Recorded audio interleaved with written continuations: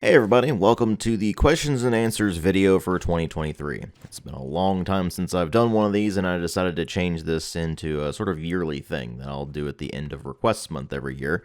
Although this year's Request Month festivities were all over the place. Hopefully that won't happen next year, but I guess we'll just have to wait and see on that. If you have any questions for the 2024 Q&A, feel free to leave them in the comments, and I'll start collecting them for use in the 2024 Q&A. Although just remember that that won't be happening until probably March of 2024, so if you have a question about something that's more time sensitive, like current events or something, it might not even be relevant by the time I get around to answering it in the Q&A for next year. So you might want to stick to questions that don't really have a time factor to them. And please don't ask any political questions because I am beyond sick of politics. They've just gotten completely insane, and thus I try to avoid them as much as I possibly can these days. Also worth noting that I won't answer questions like what do you think about insert game here, because those are really more reviewer MTO requests, so they might get added to the list, but I'm not going to answer those in a Q&A format. The gameplay footage in the background is going to be of various clips from games that I'm working on for upcoming videos, so they're the kind of thing you should stay tuned if you're interested in seeing, but it may not necessarily be completely relevant to each individual thing that I'm talking about when it comes to the questions. So let's just go ahead and get things started here. We're going to start with a question from Michal R., which is regarding the toggle option for gore in video games. Do you think that video game developers should include the option for a gore toggle, not for parents, but for people who have PTSD? Funnily enough, my answer is the same regardless of whether it's for parents or for people with PTSD. I have absolutely no problems whatsoever with completely optional toggles for things like gore, nudity, language, that sort of thing, as long as it doesn't A, negatively impact the game, because in some instances it might do so. Think about The Last of Us. Would the violence really be anywhere near as impactful if it weren't so brutal? Probably not, and thus in an instance like that, disabling the gore would actually have a negative impact on the game. For something like, say, Quake or Unreal Tournament, on the other hand, sure, it makes the game feel a bit different, but it's not integral to the experience, so you can disable that content in games like that without it really negatively affecting things. As long as you're in a situation like that, where disabling the gore, language, nudity, what have you, will not have a net negative effect on the game, and it is entirely optional, something that the player can toggle on or off based on their personal preferences, I have absolutely no problem with it. Because at the end of the day, it is the player's responsibility, not the developers, not the publishers, not some government entity or whatever, to determine what is suitable content for themselves. And if, say, a particular game would otherwise be suitable for a person, but they would be bothered by the gory aspects and they can turn that gore off, then I have no problem with them turning the gore off and enjoying the rest of the game. The thing is, putting toggle options like this in a particular game takes development time and resources,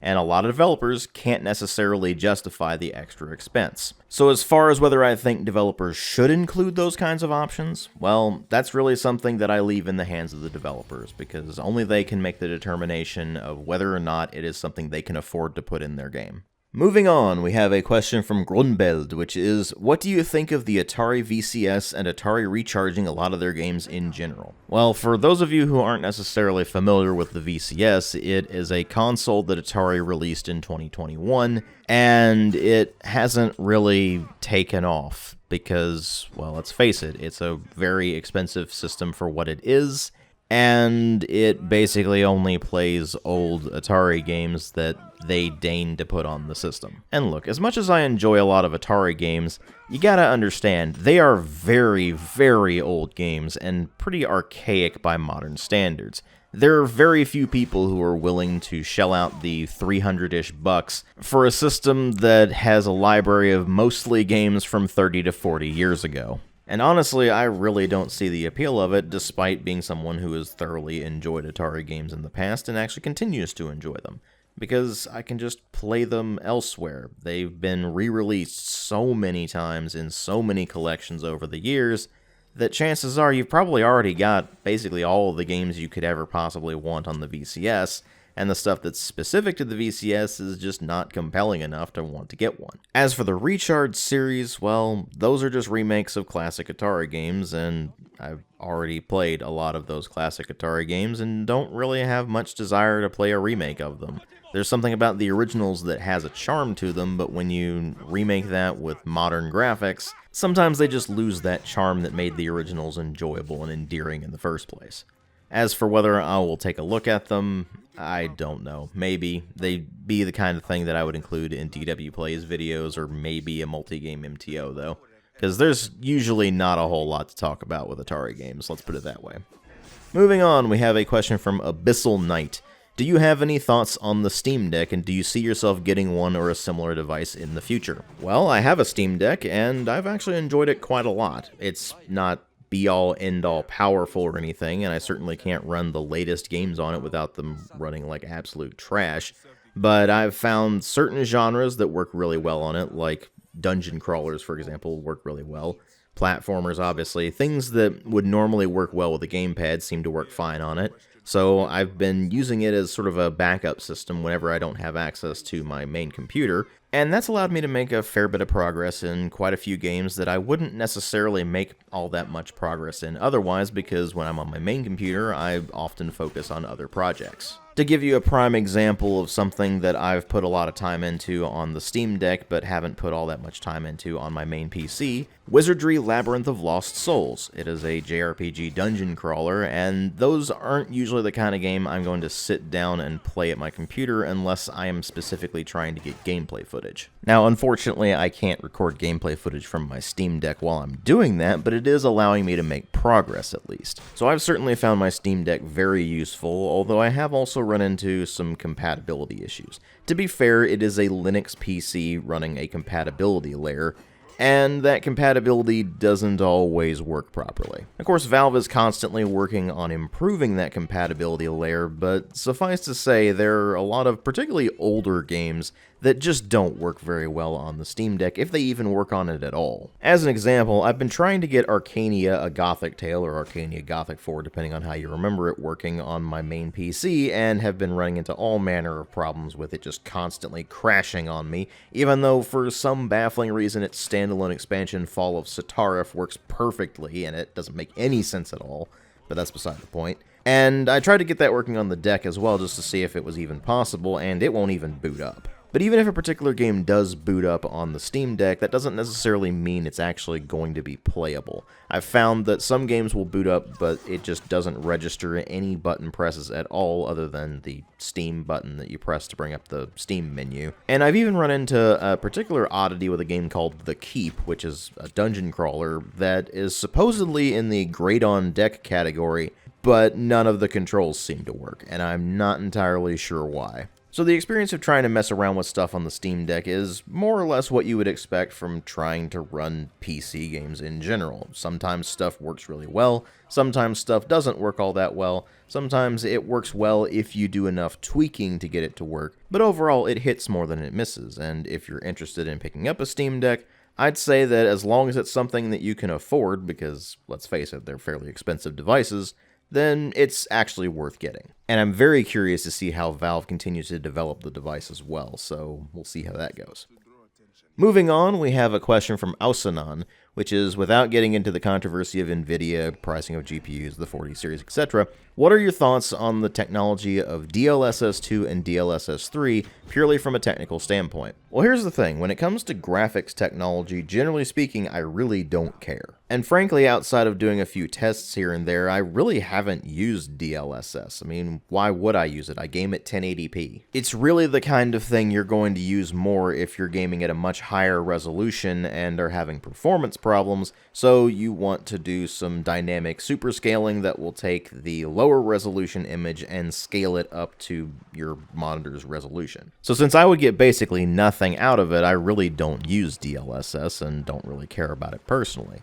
That said, I do see it as a bit of a crutch for developers. I can see developers saying, well, you got to use DLSS to make sure you've got the best performance, and not actually putting in the effort to properly optimize their games. I mean, hell, we've already got developers just not bothering to compress any of their audio or texture files, so you end up with absolutely gigantic game installations, and them acting like that's perfectly reasonable when, frankly, it's not. Let's face it, if a game developer has a shortcut available, they're gonna take it, whether it's actually a good thing or not. So that's my main concern with DLSS, that it would be a shortcut, a bit of a crutch for developers who just choose not to properly optimize their games, and instead say, you know what, you should just run this with DLSS instead. Moving on, we have a couple of questions from Niskinatorn that are more or less the same kind of thing, but with two different franchises. The first one is, how excited are you for another studio potentially developing the next Halo game?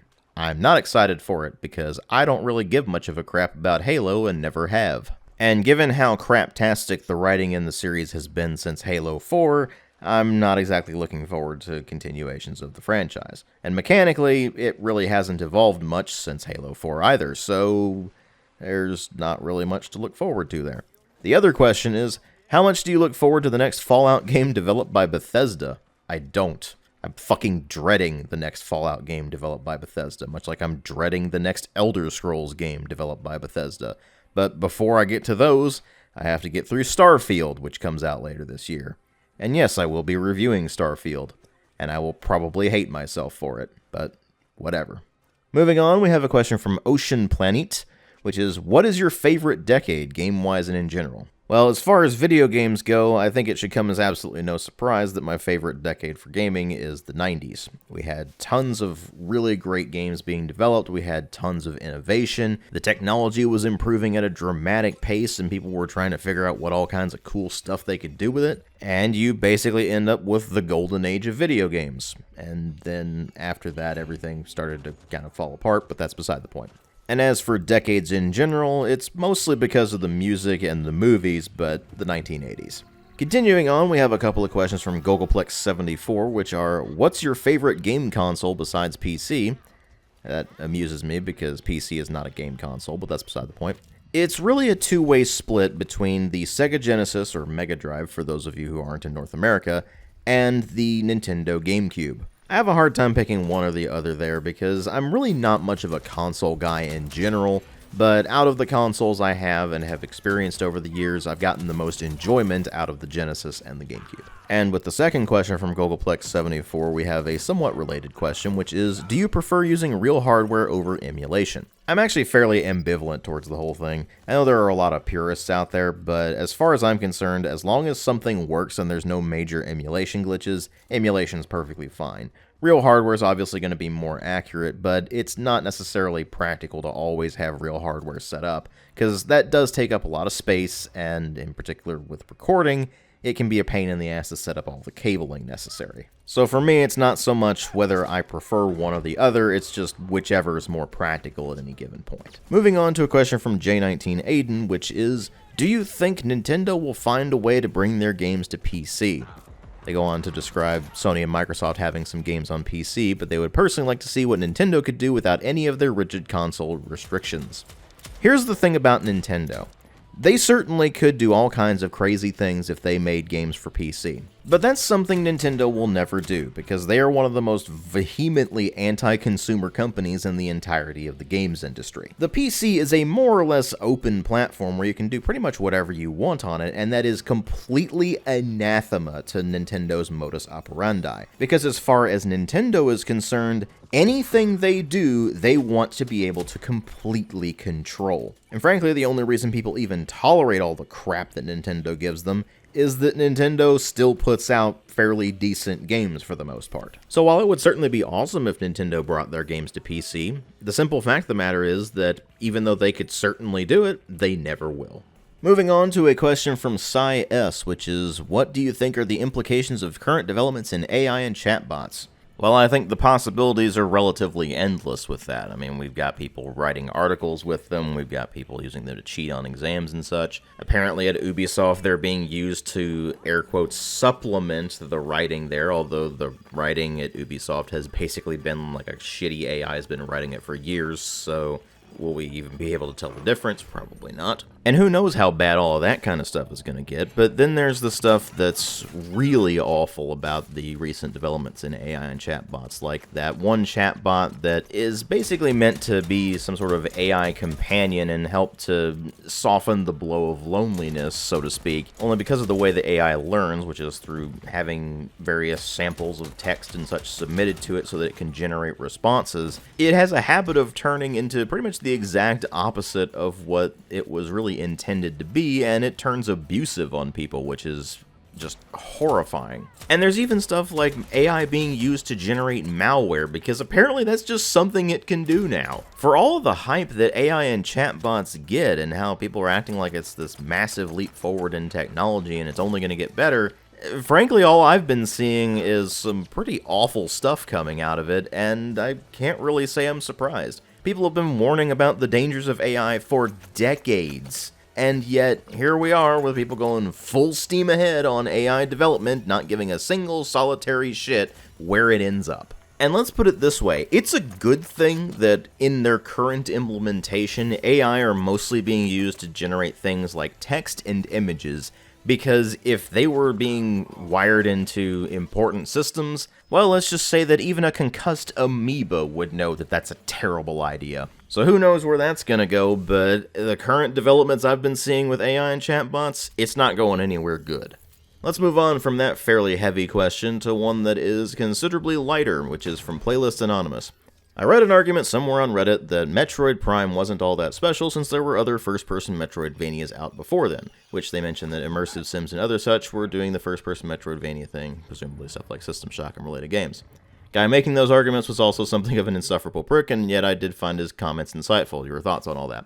Well, your first problem is that you read an argument on Reddit, and frankly, I'm not surprised that the guy was an insufferable prick, because it's Reddit. Second problem I need to do a mini rant about, which is the use of the term immersive sim.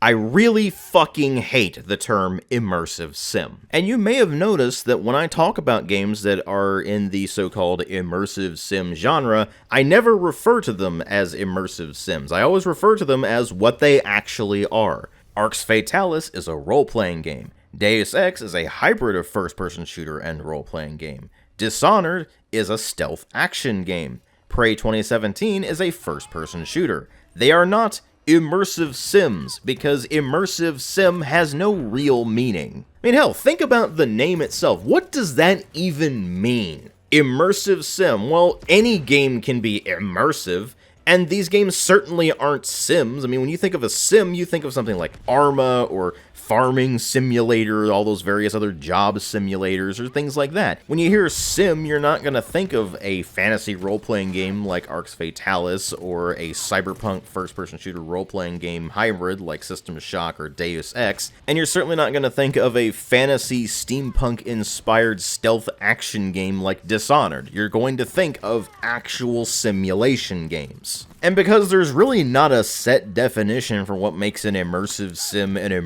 sim, you end up with a lot of radically different gaming experiences all being lumped into the same general category, which doesn't make any sense. Think about it this way.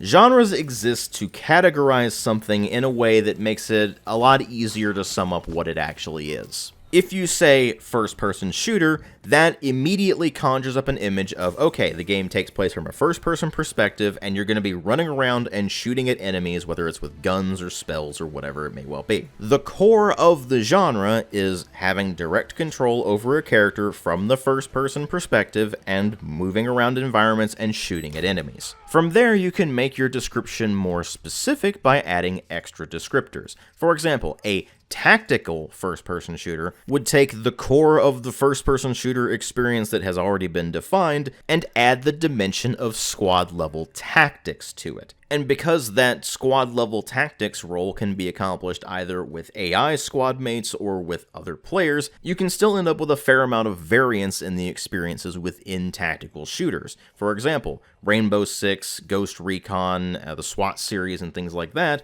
are all more single-player focused games, and then you have the multiplayer focused side of things like Hell Let Loose, Red Orchestra, Insurgency, Squad, all that sort of thing, which are all still clearly, easily defined as tactical shooters because they are focused on first-person shooting with squad-level tactics. Meanwhile, you try to throw the term immersive sim around and you can't really figure out an actual definition of it. Just from the name alone, you'll think of other games that have nothing to do with so-called immersive sims. And since the term is used to describe such disparate experiences, you can't even really define it as a genre because there's not really anything tying those games together other than some loose inspirations. It's sort of like how people will throw the term role-playing game around to describe games with stat systems regardless of whether there's actually any role-playing in them or not. It's how you end up with genres being constantly misused, especially role-playing games. I mean, you've got stuff like Diablo and its ilk being called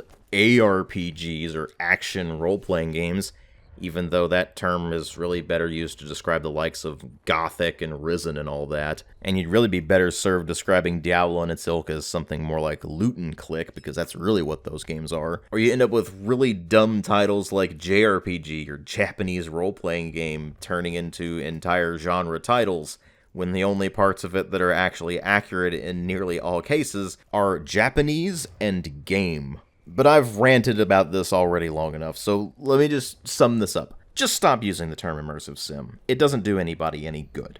Anyway, as for your actual question regarding Metroid Prime and it not being all that special, on the one hand, it is true that Metroid Prime was certainly not the first first-person Metroidvania. I mean, I've covered a previous one to it by several years on the channel already. In fact, it was for Request Month this year, called Power Slave, or Exhumed, depending on which territory you're in. And it certainly wasn't the only first-person game that was using Metroidvania elements leading up to the release of Metroid Prime. That said, Metroid Prime was not special because it was the first-person Metroidvania. It was special because it was a first-party Nintendo attempt at a first-person action game. I mean, people think of stuff like GoldenEye and Perfect Dark on the N64, but those were third-party titles. Those were developed by Rare, not Nintendo or Nintendo-owned studios. And more importantly, it was released alongside Metroid Fusion as one of the first two games in the Metroid series since Super Metroid back in 1994. That was nearly a decade of hiatus between Super Metroid and Metroid Fusion and Metroid Prime. And Metroid Prime was a radical departure in gameplay style compared to all of the previous Metroid games, including Metroid Fusion, which released the previous day to Metroid Prime, and was still a 2D side-scrolling platformer. And Prime was so successful that it ended up becoming a sub-series within the broader Metroid franchise. That's really why you would look at Metroid Prime as being, air quotes, special. It wasn't so much of what it was doing individually as a game in and of itself, it was more what it meant for the Metroid franchise and what it meant for Nintendo as a company going forward. Moving on, we have a question from, I believe you would say this as Jadios. Why haven't you covered the DLCs for Witcher 3 Wild Hunt? Well, there are several reasons for it, and some of them are actually applicable to a wide variety of games. The first one is a very simple one, which is that whenever I'm working on any particular game, I kind of have to be in the mood for it. This is particularly the case with role-playing games, because they are much longer than other types of games, and they are much more complicated than other types of games. And thus, they're the kind of game that I really only mess around with when I have uninterrupted time to be able to do so, because I need to be able to get in the zone with games like that. That's not the case with stuff like first-person shooters, adventure games, and so on and so forth, because they are considerably shorter, they're considerably less involved, so I'm able to just pick them up, mess around with them for a while, maybe take a break if I need to, maybe not. In some cases with first-person shooters and adventure games, I'll finish them in one sitting. But when you're dealing with a game that has a lot of exploration, a lot of choice and consequence involved, and such like that, it requires a lot more time and mental investment, and sometimes I'm just not in the mood to do that. I might just be too tired to, because I do work a regular job. A lot of people seem to think that YouTube is my job. It's not. I work a regular job and do YouTube stuff on the side. And trust me, I would much prefer to be able to do video production full-time, but that's just not realistic right now. Anyway, with limitations on having the time and energy to be able to work on something, I have to make a few decisions. Do I just skip video production until I finish a particularly long and involved game, in which case I could go maybe weeks or months even, without doing any videos at all? Or does it fall into the background and get worked on in between smaller projects, thus meaning that I can actually have something at least vaguely resembling a regular video production schedule? And that's assuming I don't run into any issues during video production, like corrupted video footage, corrupted audio recordings, needing to re-record audio, missing something during the audio recording and having to go back and re-record it, or any number of external factors that are not related to things within the video production itself or related to the channel itself that end up demanding my time and energy instead of being able to work on videos. So to sum all of that up, while I can't necessarily account for all external factors that might interrupt things, what I'll generally do for longer-term projects like role-playing games, strategy games, and so on, is I will start working on them and then continue to work on them gradually over a long period of time, while shorter-term projects like simply shorter games in general, first-person shooters, adventure games, so on and so forth, get worked on in a more immediate sense so I can at least get some video production up and running on a more regular basis. Obviously, this is not an optimal solution by any stretch of the imagination, but it's one that does work reasonably well for me at the moment, so it's what I go with. And as for Witcher 3 Wild Hunt's DLCs in particular, I am really bad about going back to games and completing DLCs and expansion packs, so if I can get them all done in one go, where I get the main game done and then the expansions and DLCs done all in one fell swoop, then I will go ahead and do that. This is also partly why you haven't seen me do a video on Cyberpunk 2077 yet. Even though I've played through most of the game, I'm actually holding off on finishing it and doing a video until the expansion pack comes out, because I know that if I don't do that, then it'll take me forever to get around to the expansion pack. I know it's not really the best habit to have, but generally speaking, when I finish a video, I will uninstall the game in question to free up disk space, and I won't go back to it for quite a long time because I'm more focused on getting to other games that are in the backlog and getting those done, rather than going back to something I've already finished and going through some extra content for it. Now, that content might be very substantial content, and in some cases it might even change the gameplay mechanics a fair bit. But at the end of the day, there's still that mental block of, do I go back and go through this expansion content, or do I try to clear out some of my ridiculous backlog? Usually the backlog ends up winning that debate, so DLCs and expansions get pushed further and further down the priority list. That's unfortunately what's happened with Witcher 3 Wild Hunt's expansion packs. It's not so much that I don't want to cover them at all, because I do certainly want to cover those expansions eventually, it's just that they keep getting pushed down the priority list in favor of clearing out my ridiculous backlog. Because at the end of the day, it's one of those situations where I have a feeling where the main thing I'd be saying about those expansions is, well, if you liked The Witcher 3, you'll probably like the expansion packs as well, and so it's more or less a sure thing on that, whereas a lot of the backlog is more of an unknown. And that actually leads me into the next question, which is from Sector, which is a fairly long-winded question, so just bear with me here for a moment. I see that you often review games you don't like. I see other YouTubers do the same. I'm curious, why is that? The initial hypothesis was money, maybe negative reviews or something that viewers like. But my understanding is that YouTube is super stingy with ad revenue, so this hypothesis seems unlikely. Second hypothesis is some form of social justice. Game is bad, so it is my duty to punish it. But this seems like a very stupid way to waste your free time, and you do not give the impression of a stupid person, so this hypothesis also seems unlikely. So could you explain why reviewers here play games they hate? So here's the thing about reviewing video games.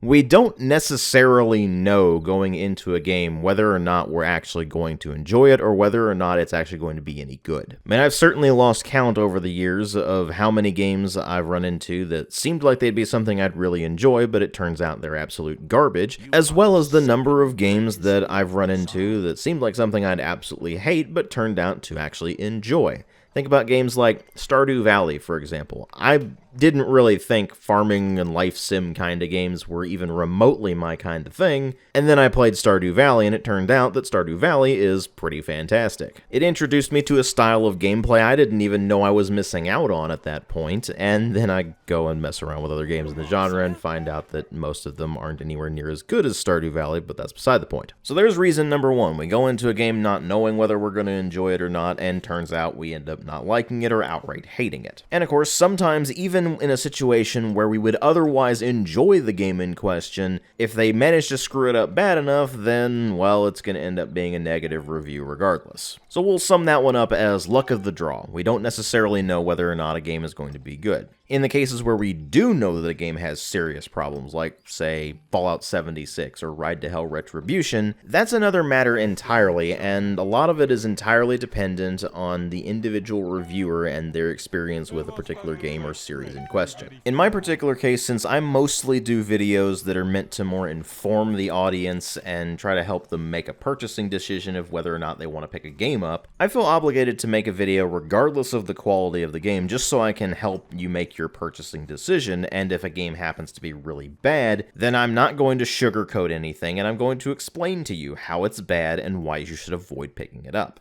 If a game is good, I'm going to explain how it's good and recommend that you pick it up. It's a situation where I take the hit of playing through the crappy game and being mad at it and all that sort of thing, so that maybe I can spare at least some of the audience from having the same poor experience that I did with it. Because at the end of the day, I want everybody out there to be able to make confident purchasing decisions and know that when they're picking something up, it's going to be something that they're actually going to be able to get something out of, rather than something they're going to be disappointed or outright angered by. And this comes from a long history of picking up games because I thought they seemed interesting or because I heard good things about them, only to find that the games in question were outright crap, and if it was something that I had heard good things about, wondering what the hell those people were thinking. And remember, before stuff like YouTube and Twitch and all that, you really couldn't get a very good idea of how a game played just from some screenshots in a magazine entry or some screenshots on the back of the box or something like that. You just kind of had to make a gamble on whether or not you were actually going to get anything out of it.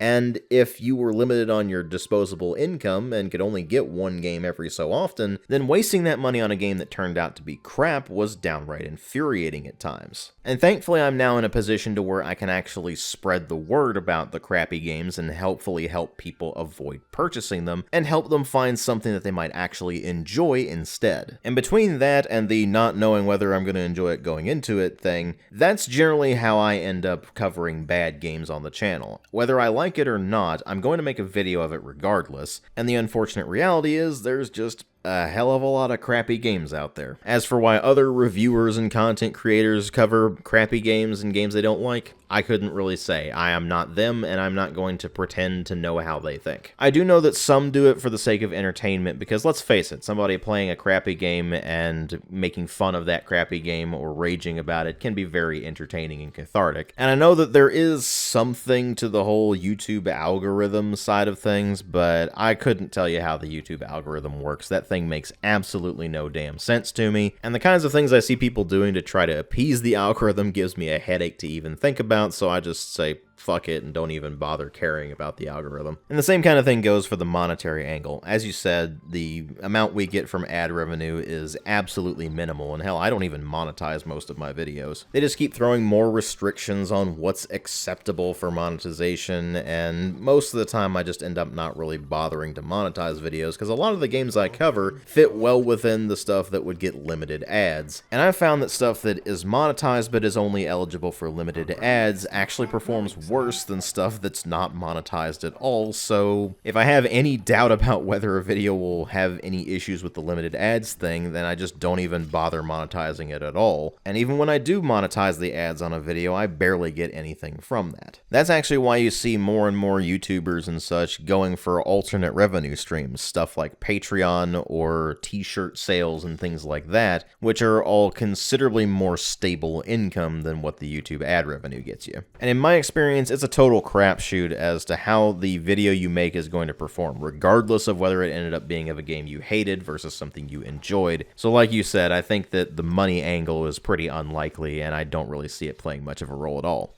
The social justice thing, though, I really can't speak for that. I have absolutely no idea how you'd go about punishing a video game, because it's not a sentient being. It's not really something you can punish. So I really don't know what would be going on with that part of things, and I don't really know how that relates to social justice either. But I can see the argument of this game is bad, so it's my duty to let people know that it's bad. I can understand that because that's something that I do, and I've already mentioned that, as you heard with my previous arguments with this. But that's not a social justice thing or a I must punish this game kind of thing. That's a this game is bad and I don't want other people to have the same kind of experience I had with it, so I need to warn people. And if I can help prevent even one person from having a bad experience with the game, then I consider that a win. So yeah, fairly complicated question there, and I hope that made sense to you. Moving on, we have a question from LTM8, which is, what is the game you want erased from existence that you have not talked about yet? So I'm not going to go into too much detail on this right now because I have a video planned where I will go over the full extent of why I hate this game so much. But you need to have some context to understand what we're talking about here. I know the meme is that, DW hates everything. Well, obviously any of you who've actually watched a fair number of my videos probably knows that I don't hate every video game out there. It would be absurd to think that I would hate every video game out there, and yet still continue to pick up games and consoles and handheld systems and things like capture cards and such, because all of that is quite a lot of time, money, and effort to spend for something that I ostensibly hate. So obviously, I don't hate video games, and I don't hate everything. That said, there are actually a very small number of video games that I do hate. And within that category, there are an even smaller number that I hate so much that I want them erased from existence, because I think that life would actually be better if those games did not exist. That is a special kind of hatred, and it is the kind of hatred that I only reserve for games that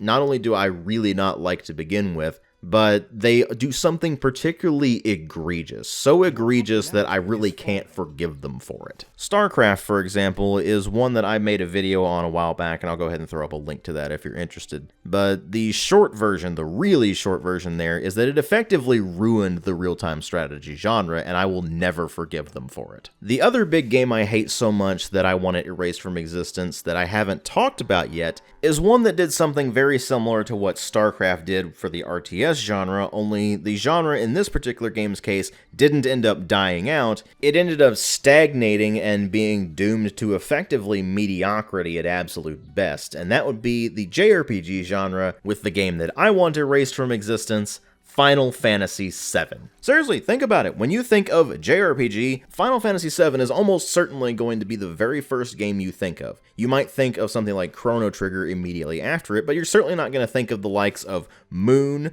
or Bahamut Lagoon, or Lunatic Dawn, or the Tengai Makyo or Far East of Eden series, or Sword World, or anything like that. I mean, sure, if you're more of an old-timer to the genre, then you might think of the likes of Chrono Trigger, or earlier Final Fantasy games, or Dragon Quest, or maybe something like the Breath of Fire series, but you're certainly not going to be thinking of the wildly divergent types of games that the genre could have, and actually has had over the years, most of which never made it out of Japan, because even if they were successful in Japan, they didn't think Western audiences would be interested enough in them to justify the cost of localization, because what they were seeing was, oh, Final Fantasy VII's doing really well, and other Final Fantasy games are doing well, but basically anything that doesn't fall in the Square or Enix camp, or Square Enix a bit later on, just doesn't really seem to do all that well in the West, so why would we even bother? I shudder to think how many people have been turned off of JRPGs entirely just because of the influence Final Fantasy VII had on its genre. Hell, to some degree, myself included. I know there are other wildly different experiences out there in terms of JRPGs, but a lot of those just never made it to the West, or if they did so with really crappy translations, or they're really hard to track down copies of. And then there's the really fun double whammy of the system is hard to get your hands on, and the game is hard to get your hands on, like, say, Panzer Dragoon Saga. And yeah, I bet a lot of you didn't even know that Panzer Dragoon Saga is actually a JRPG, but it is, and it's a pretty unique one at that. That's the kind of thing everybody in the West is missing out on because Final Fantasy VII got such a stranglehold on the perception of the genre. But I don't want to go on much more of a rant about Final Fantasy VII right now, so I will leave that for the dedicated video I make on that particular game whenever that ends up happening. I have no idea when, but it's going to happen eventually. So let's just move on to additional questions. And next up we have 3 questions from the Alan Reviews. First of them is, why are there no face reveal videos? Well, firstly, because what I look like has absolutely no bearing whatsoever on anything that I'm saying or doing in my videos. And secondly, looking at horrifying eldritch monstrosities like myself tends to have an adverse effect on people. Next question, what languages do you speak? Well, obviously English, more specifically American English if you want to get particular with that. Then of course there's German, which I probably sound like a complete lunatic when I speak because I will throw in various elements of dialect that I just picked up over the years I've been speaking German. So I'll do things like, instead of saying zwei, I'll say zwo, or I'll say bissel instead of bisschen, and things like that. But I don't speak in one particular dialect or another. It's just this weird amalgam of dialectical elements from various dialects and standard German, mostly standard German. So I'm sure it sounds weird, but anyway, moving on. We have Japanese, which I speak and listen to much better than I can read. I have a really hard time reading and writing Japanese. Not so much the hiragana and katakana. I can read that just fine and write it just fine. At least as long as it's not a font that I have a hard time reading anyway. The real trouble comes in with regards to the kanji, and this is something that you'll see repeated with most people who ever learn Japanese. Hiragana, katakana, speaking and listening, all actually quite easy with Japanese. Learning kanji, on the other hand, is just abject misery because that is the library of Chinese characters that Japanese uses to represent various words, sometimes even phrases, that just get interspersed within the hiragana and katakana and make Japanese such a pain in the ass to read. Because if you want to be able to read at a basic enough level to be able to understand most things that you encounter, you need to just memorize over 1,000 characters. If you want to be considered fluent, you need to memorize more along the lines of 2,000 or 2,500 characters. And given how similar a lot of those characters are and how different the meanings of those characters can be, that can be just downright infuriating. So yeah, those are the languages I can speak with any degree of fluency, but then there are the languages that I can understand a fair amount of, but can't really speak beyond a few words and phrases. Those are Spanish, Italian, French, Dutch, Swedish, and Latin, and sometimes I can piece together what someone's saying in Norwegian and Portuguese as well. And then there are the handful of words and phrases that I've picked up from various other languages over the years that I don't speak or understand beyond those phrases.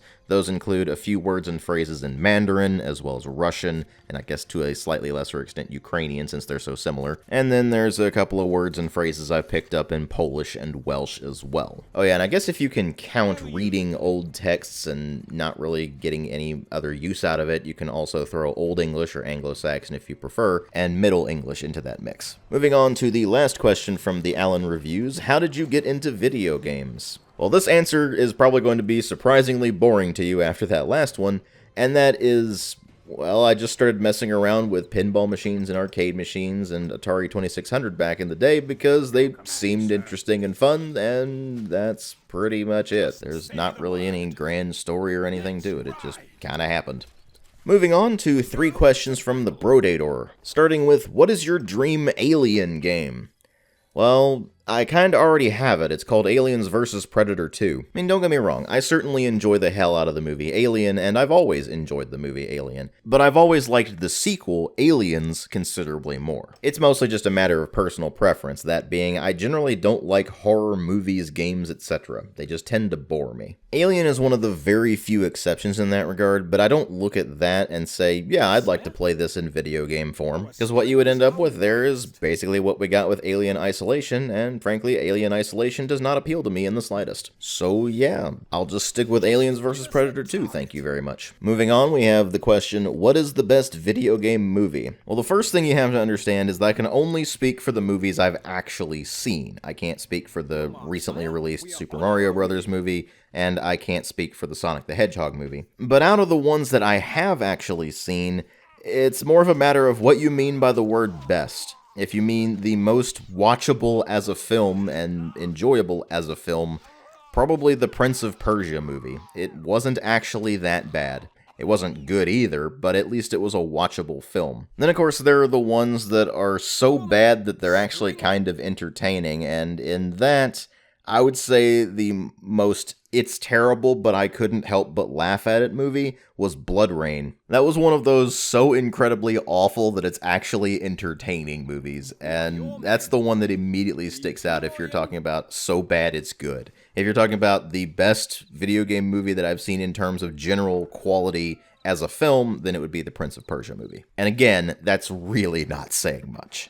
Moving on to the last question from the Brodator, which is, what is the best movie you've seen in recent years? And I'm guessing by that you mean the best movie that I've seen that came out in the last few years. So if that's the case, then the movie that immediately comes to mind is The Northman, which does an absolutely fantastic job of replicating the style of classic Old Norse sagas into a film. And if you're interested in that kind of thing, then I very highly recommend it. Now then, let's go ahead and move on to 3 questions from Mitchell G. The first one is, what do you think about SUVs? I think that they tend to be a waste for most people who actually get them. Remember that SUV stands for Sport Utility Vehicle. They're designed, or at least supposed to be designed, with off-roading in mind. So if you're not doing much or any off-roading, then why did you bother getting an SUV? If it's some sort of personal enjoyment kind of thing, then I'm not going to remotely understand that, because I can't stand driving. I only do it because I have no choice. I look at vehicles in a purely utilitarian sense, so if I'm looking at a vehicle for purchase, for example,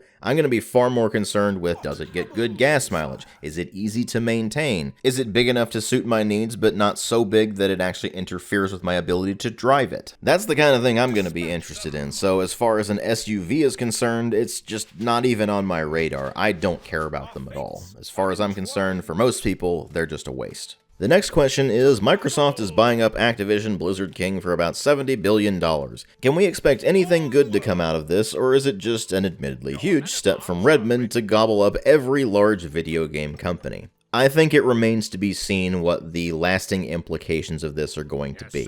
As I'm recording this, that deal still hasn't gone through, so we really don't know if it's even going to happen in the first place. But even if it does, I don't think we'll see very many changes in the immediate. If there are any changes, they'll be gradual, and we really have no way of knowing whether they're going to be positive or negative. That said, so far, Microsoft's gobbling up of various game studios and publishers and such hasn't actually had much of a negative effect on anything as far as we can tell. Well, unless you're a Sony fanboy, but frankly, who gives a shit about them? But anyway, as far as the various acquisitions that Microsoft has already made, it doesn't seem like they're really interfering with those developers and publishers all that much. As long as the job that they were doing was being done sufficiently, they just seem to leave them to their own devices. Now, I certainly don't think that Microsoft would just leave Activision Blizzard to its own devices, though, because, let's face it, Activision Blizzard has not been ingratiating itself with the gaming community at large, or really anyone, for quite a long time at this point. But who knows how much Microsoft would actually manage Activision and Blizzard and all of the other subsidiaries once they get a hold of them. We just really have no way of knowing how this is going to turn out, but I'll definitely be keeping an eye on it, and it'll certainly be interesting to see what happens, though.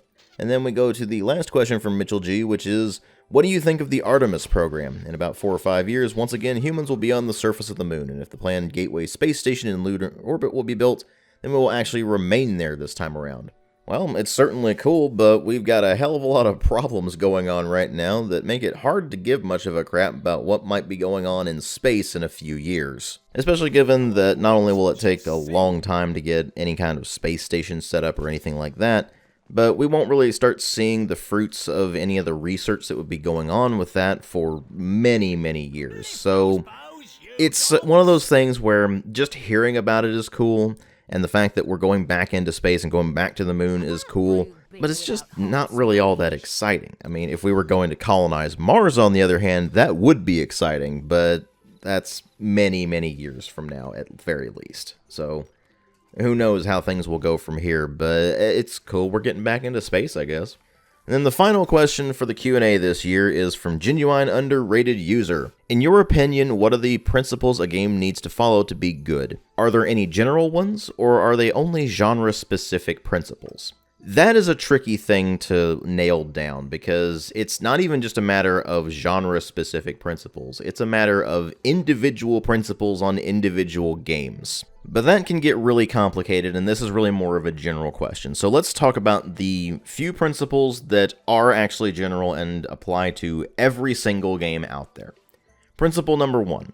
You need to have tight code. What do I mean by that? Well, simply put, your game needs to be functioning software, and not only functioning software, but optimally functioning software at that. You need to have something that does not have performance problems. It doesn't crash all the time. It doesn't have a ton of glitches, or if it does have glitches, they're the kind of thing that's amusing, not actually interfering with your ability to use said software. And if the game has an online component, then it needs strong netcode that is fast and responsive for all players, meaning that you don't end up with situations like in, say, Hunt Showdown or a lot of other older games, where you'll end up getting shot from behind cover and wondering what the hell happened, because a lot of those games just don't have good netcode. And in addition to the netcode being fast and responsive, it also needs to be secure. This is something that a lot of people don't necessarily think about, but if you don't have secure netcode, then you end up with situations like in the case of a lot of the older Call of Duty games at this point, where they're just riddled with remote code execution exploits that allow people to basically do whatever the hell they want on your computer. Needless to say, that's terrible, and frankly, they should have fixed it a long time ago, but it's Activision, so of course they don't bother with it. They just don't think it's worth fixing. But anyway, point is that a game with netcode needs to not only be fast and responsive, but also secure, and if there are any security flaws in it, then those need to be patched immediately. Continuing on with the things that are very important for any game out there, they need to have a user interface that is not confusing. It needs to be clean and easy to read, and while you can certainly make some allowances for games that are more complex, it needs to be something that should be able to be picked up and used relatively easily. And on a related note, all video games need to have controls that are intuitive. They need to be something that someone can just pick up and use and be comfortable with in a relatively short time frame, at least on a fundamental level. Again, allowances are made for games that are more complex to take a bit longer to get used to some of the more complex controls. And that actually covers all of the stuff that I can think of off the top of my head as far as universally applicable video game principles. Beyond those, you start to get more into the genre-specific or even sometimes game-specific principles that need to be applied in order for that particular game to be good, and that would take a really long time if I were to sit here and itemize every single one of those. So I think for now I'm going to go ahead and leave it at that, and with that we come to the end of the 2023 Q&A video. I hope you all enjoyed it, and thank you all very much for bearing with me during the whole process of getting all the Requests Month content done this year, including of course this Q&A video, because that whole process has been unusually rough this year, but we managed to get through it. So after this video, it's back to the regular schedule of whatever I happen to be working on at any given point, so stay tuned for all of that. If you have questions you want me to answer for the 2024 Q&A that'll be happening at the end of Request Month next year, then feel free to submit those as well. Thank you all very much for watching, and I'll see you all in later videos.